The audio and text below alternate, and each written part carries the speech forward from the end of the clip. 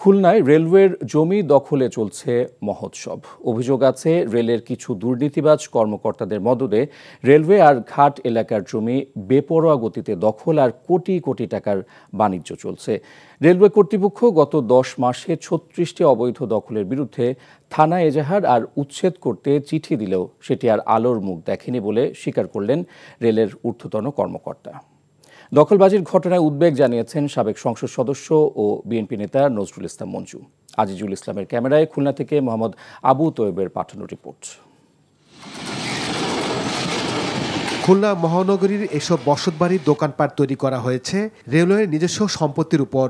খুলনা জংশনে মোট জমির পরিমাণ ছিল 26 একর, তার মধ্যে দখল হয়ে গেছে 22 একর। বিগত ফ্যাসিস্ট সরকারের আমলে চলত দখলের মহোৎসব, সেই ধারাবাহিকতা এখনো চলমান। 5 আগস্টের পর কিছু দুর্নীতিবাজ রাজনৈতিক দলের সাইনবোর্ড বিলবোর্ড টাঙ্গিয়ে নতুন করে দখলের মহোৎসবে নেমেছে।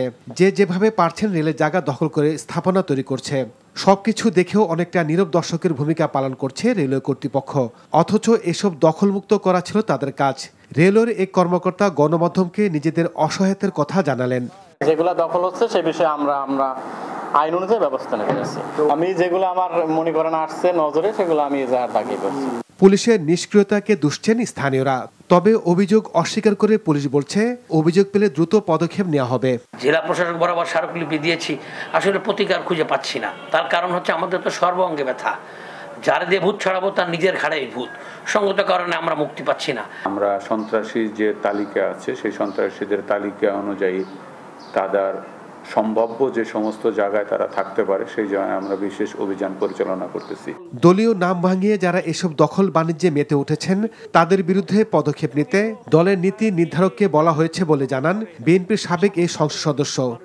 আমরা খুবই হতাশ হয়েছি যে 5 তারিখের পর থেকে খুলনা রেলের জমি দখল হয়েছে।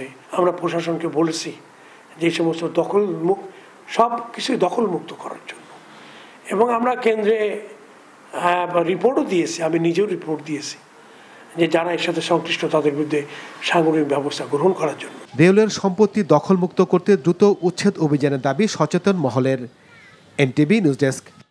বান্ডেল থাকলে প্রতি সেনমানিতে টাকা বাঁচবে। বিকাশ সেনমানি বান্ডেল কিনে জিতুন প্রতি লেনদেনে।